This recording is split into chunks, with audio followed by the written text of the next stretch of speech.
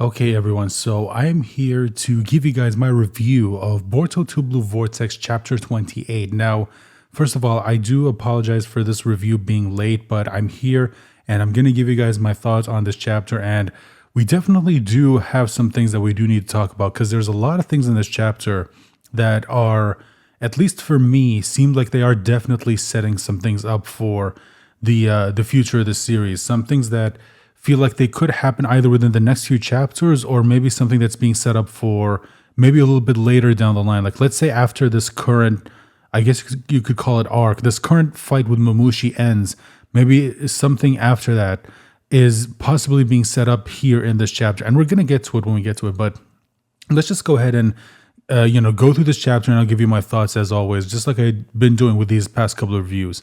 So right here at the beginning of the chapter, we have Inojin, and it seems like he has almost fully mastered this new jutsu. And we are going to find out what it is later on in the series, or later on in the chapter, excuse me. And we are going to find out exactly how it works and how it's going to help them with Mamushi. But we have this moment right here where Boruto is giving Inojin a compliment. He's basically telling him that, hey, I'm impressed you actually managed to master this ability in just one day.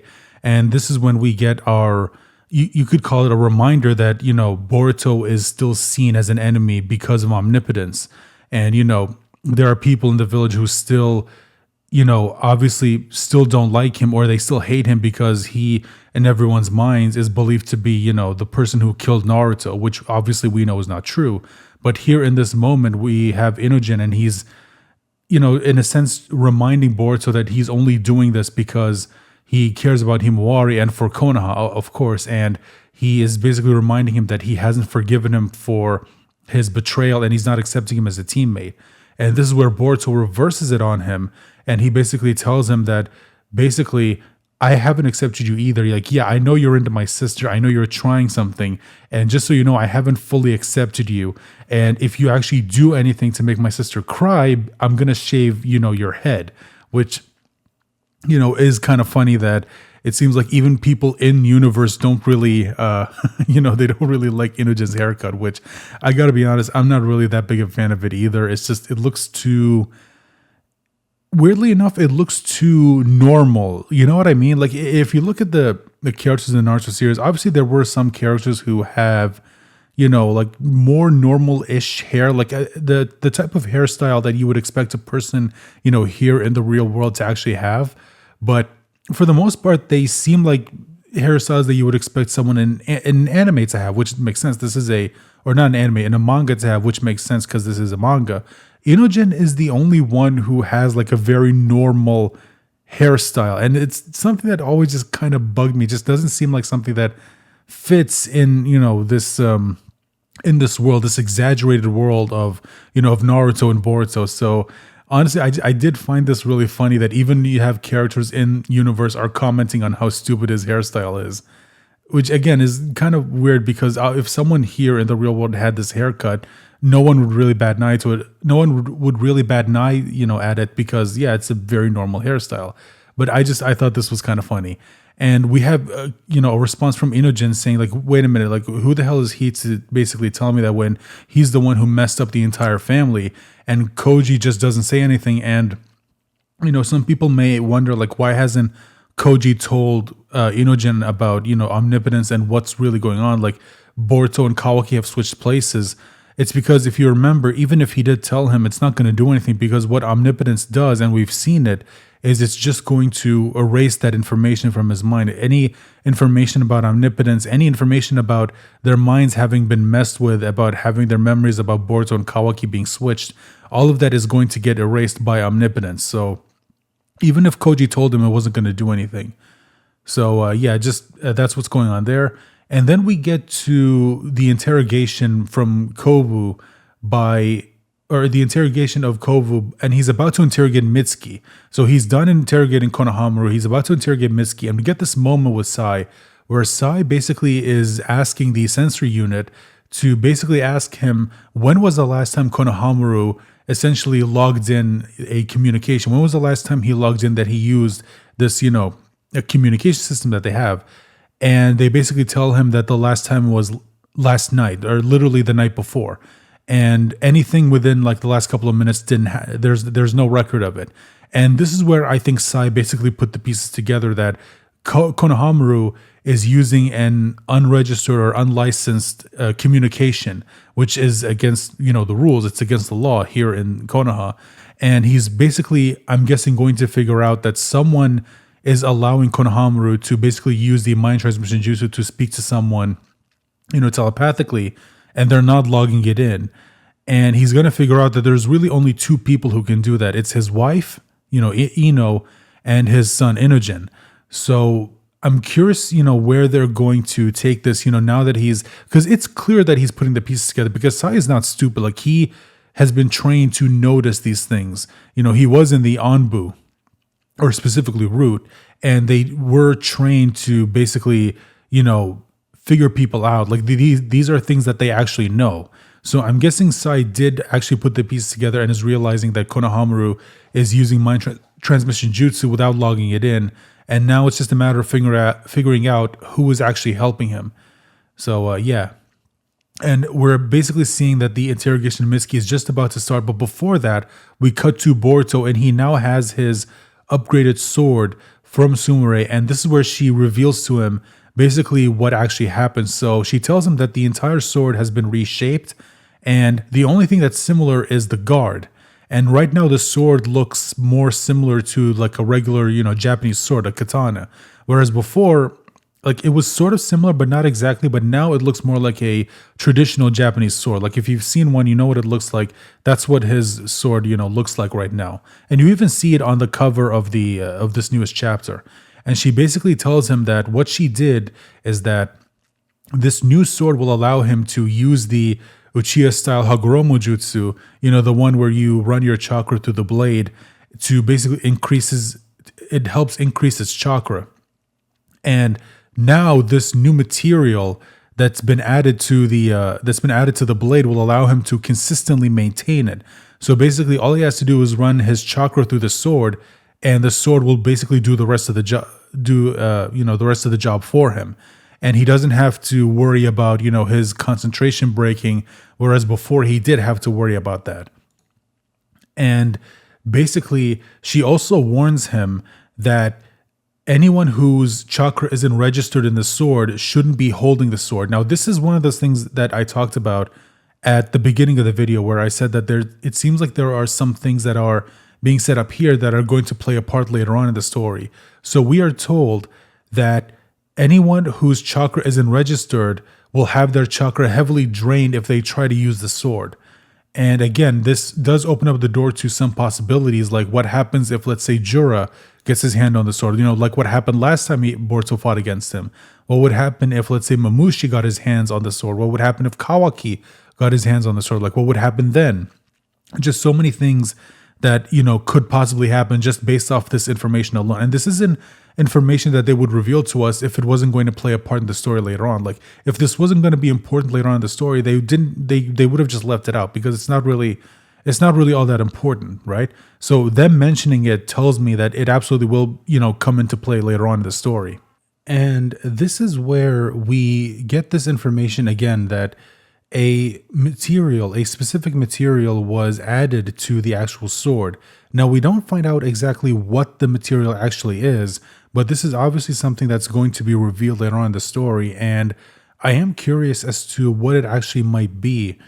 Now, I've already seen some people theorize that maybe she added some of, Amato's technology that he used to, create the Kara inner members, the nanotechnology that he created to basically power them up to the level that we saw them in. Personally, I don't know if I necessarily agree. I don't think it's going to be that. I think it might be something else, something a little bit more simple, I guess you could say. And that's just, my thoughts on what it could be. But this is definitely something that's going to be revealed again later on in the story, because if it wasn't, then they would have just told us what it is right here and wouldn't have, cut her off right before she said what it actually was. Also, one more thing.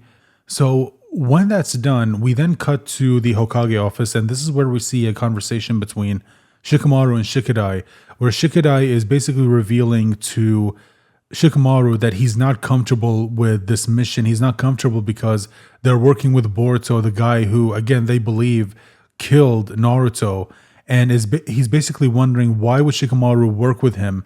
And now we know why he's working with him, and we know that Naruto isn't actually dead. But again, because of omnipotence, they still, believe this lie. Or more specifically, omnipotence is making them believe that Boruto is Kawaki and Kawaki is Boruto. The lie about Naruto being dead isn't connected to omnipotence. That's a lie that Kawaki came up with after omnipotence was casted. It's just that everyone believes it, and it's something that could easily be disproven if they, let's say, get Naruto out of the Daikokuten dimension. And Shikamaru is just reminding him that, look, I basically made a promise that when I took this position that I would stick true to my values, my convictions, and that no matter what, I would stick to them just like Naruto did. And that's exactly what he's doing right now. And that he's not going to compromise on it no matter what. And he's basically telling him that, look, if you're not comfortable with this, you don't have to be here. And it's not going to be an order, from the Hokage. So if you don't want to be a part of this, you can just leave right now. But what is an order, and this is important, what is an order is that he's not allowed to basically tell anyone about this mission. That is an order. Him being a part of this is not an order. So this is, again, very interesting to see from Shikamaru. And I do hope that we get more moments of this more moments like this between Shikamaru and Shikadai, because I feel like we don't really get a lot between the two, interestingly enough. Like even in the anime where they added more to the story, we don't really get a lot of moments between, Shikamaru and Shikadai, which is, I guess, not all that different from what we got from, Shikamaru in the Naruto manga, where we didn't really see him a lot with his, with his dad. But his dad was really more of a minor character in the story. Shikamaru actually is an important character to the story. He does play a major role in the story. So that is, a little bit of a difference between the two. But But Shikadai tells him that no, he is going to be a part of it because both Himawari and Sarada are part of this. And I'm basically going to be involved in this because I don't want to let them be involved in this on their own, so that just in case something does happen, I'll be there to, help them. And then we cut back to the hideout, and this is where we get some more information about Kashin Koji on why he does specific things. Like, why does he reveal certain information to people, or why does he specifically leave out information about what he sees with 10 directions to people? So, for example, he basically tells Inogen that, let's say during the fight that you two got into with Jura, if I had told you from the beginning that you were going to die in that fight, would you have gone in, the way that you did when you actually fought him the first time? And the answer is, well, no, you would have hesitated a little bit. And that hesitation could be what changes the future or the outcome that you were supposed to get, which is for Himawari to awaken to Kurama's power. And it was basically the same with the sand. The reason why I only reveal specific information is because if, let's say, Sarada had known that Yoda was going to die in that fight, then the chances of her awakening her Mangekyo was going to be severely low. So he had to specifically leave out information because if people had knowledge of the future, then the chances of that future being changed are a lot higher. And that's why he clarifies that him, Boruto, Ada, and in a way, Inogen right now are singularities because they are aware of the future. They have knowledge of the future, which means that they can change it. But everyone else have to be basically kept in the dark because in order for them to succeed against the Shinju, very, very few people can be aware of what happens in order for them to plan ahead and essentially get to the outcome that they actually want to happen. And again, he's not leaving things out because he likes leaving people out in the dark. He does it because it's necessary. And that's essentially what he is telling Inogen right here in this moment. And now he's basically clarifying that he's told Inogen, he's told Boruto, he's told Shikamaru everything they need to know. Now it's really up to them in order for them to basically push the future into the outcome that's going to be beneficial to them. So again, very interesting bits of information revealed to us by Kashin Koji. But the most interesting is that this future that they are trying to prevent, this is the most important because in the future that he saw, Ada is captured by Mamushi and Himawari is killed. So we need to talk about this. So if Ada really was captured, that means that Damon failed in his mission to protect Ada. Remember, Damon is very protective of her, and he essentially will do anything in order to protect her, even if it means he has to kill you. So if this future that we're seeing did happen, that means in one future, Damon failed. Now, how he failed, we don't exactly know, because we know Damon is strong, and I'm willing to bet he's very possibly strong enough to take care of Mamushi, just based off, again, what we've been seeing from him. But maybe Mamushi found a way to counter Damon's abilities and found a way to still capture Ada. I don't know. Again, I'm just speculating. But Himawari, this is interesting. So Himawari dying, I am curious as to what led to the events of Himawari actually being killed. Because we know that Himawari is targeted by Jura. So would Jura actually be okay with her being killed? Because he knows he wants to, capture her. He wants to devour her because she has the power of the Nine Tails. And that's also why he wants to essentially devour Naruto, because Naruto, granted for other reasons, at one point also had Kurama's power. He had the chakra of all the tailed beasts. He was able to actually bring them together. He was able to, help bring the world together.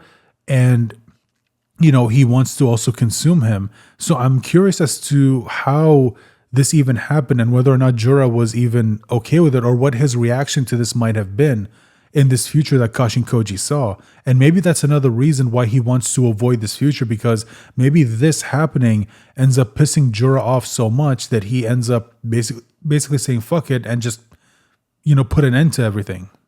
And this is when we cut back to the Leaf Village, and this is where we see a communication line opened up between Shikamaru and essentially every member of this current operation that's about to begin. And he's basically telling them that this is what we're going to do. This is who we're after. This is who's involved in this mission. This is what you should do. This is what you should not do. He's telling them to keep their hands off Boruto and to only focus on Mamushi. He's telling everyone their weaknesses. And this is where we also get revealed information about Inojin's new jutsu. So essentially how it works is that it operates off of vibrations. It operates off frequency. So basically, because Mamushi has the ability to completely mask his chakra signature, using the mind transmission jutsu to try and sense his chakra is completely useless. So instead of trying to sense his chakra, you could focus on the vibrations that his chakra is giving off, the vibrations that essentially every person gives off. And that could be used to determine his location in the village and send people, whoever is closest in order to deal with it. So that's basically how his ability actually works. Another thing that I do want to talk about before we get to what happens after this is in one page, we see that Kawaki is lying on a table, and this is basically telling us that Amado is basically doing what Kawaki wanted him to do, what he's essentially forcing him to do, which is to experiment on his body and to give him more power. Now, how he does that, we don't actually know, but I'm guessing it probably has to do with maybe giving him either Shibai cells or maybe giving him more of the nanotech that made him incredibly powerful to begin with. I don't know. Obviously, we'll probably find out in, one of the future chapters. Now, whether that's the next one or the one after that, we don't know. But something that I do want to point out, and this is very interesting, is that one of the panels that we see is a close-up of Kawaki. And right before that, we see one of the instructions from Shikamaru is that the people who are involved in this mission are not hostile towards Boruto when it comes to the upcoming fight against Mamushi. And then it cuts to a panel of Sarada, but then it shows a panel of Kawaki. Again, this to me is interesting because it's telling me that maybe Kawaki is possibly up to something, or maybe because Shikamaru said not hostile towards Boruto, it immediately is reminding you of Kawaki and his statement of, listen, I still have plans to kill you. Yes, we're on the same side for now, but once this is over, it's on sight. Like, you and me are going to fight, and I am going to kill you. I did make this goal where I said that I will rid the universe of Otsutsuki, and you are an Otsutsuki, so you got to go, essentially. And so after all of this, then we cut back to essentially we cut away from them and we cut to Mamushi, and he is in the village as we saw in the previous chapter, and he's just there on the street and he's just asking people, hey, where can I find Ada? And obviously her location is top secret. I don't think it's public information. And when Inojin finds out where he is, Koji tells Boruto heads on over there, and we get the statement from Kashin Koji to Shikamaru where he's basically telling him, in response to Shikamaru's statements, saying that, hey, this is happening days before you said it was going to happen. And Koji reminds him that, well, again, this is what happens when you are dealing with this. This is what happens when you tell people the future. It risks the future changing, and we are actually seeing it right here happening. And then we cut to Sarada, Ada, and Damon, and Sarada wants to head out to the battlefield, but then she gets instructions from Shikamaru telling her, that she needs to stay put because there is a chance a Mamushi clone is going to head on over there, and she needs to be there to protect Ada no matter what, which is smart on his end because obviously protecting Ada is the most important part. If they capture Ada, and if, let's say, they do by some chance get their hands on Ada's omnipotence or her Senrigan ability, that's going to be a big advantage to the awakened Shinja. That is something they have to avoid no matter what. And, obviously there are other people who are on the team. Boruto is there. He is probably going to do most of the heavy lifting. And Kawaki is, of course, on his way there. So I think she can rest easy knowing that the village is going to be safe, at least in their hands. And obviously there are other people who are involved. And we cut back to Mamushi, and when the civilians have no idea where Ada is, we see another Mamushi clone. I'm guessing this is possibly the original, and he's basically telling the other clone that, hey, if they don't know anything, you can just kill them, but just make sure not to destroy any of the buildings, otherwise Jura's going to get pissed. And this is when Boruto comes in and he catches the Mamushi clone off guard and manages to destroy both the eyes, just like Koji said you should. And then a fight between Boruto and the Mamushi clones begins, and he's getting pressed. Now look, Boruto is strong and he is able to take out another clone, but this is when he just gets overwhelmed because there's just too many of them. And remember, this is important. Each of these clones is just as strong as the original. This isn't the same as the Shadow Clone Jutsu, where when you create the clones, your power split evenly among, the clones. No, each clone is just as strong as the original. So we're talking about multiple beyond Jigen level enemies. So this is definitely going to be a problem for Boruto, no matter how strong he's gotten in the last few years. And he is definitely getting pressed. Like we see Boruto, like the look on his face, he is worried that, oh shit, this might be a bit too much for me to handle. And then they basically looks like either they fired a fire style jutsu at him or they're just firing flames. And they forgot that, oh, we're supposed to not harm the buildings, but lucky for them in a way, Boruto absorbs the flames, and he absorbs it by using the karma. So for the first time in 3 years, Boruto has willingly activated the karma mark.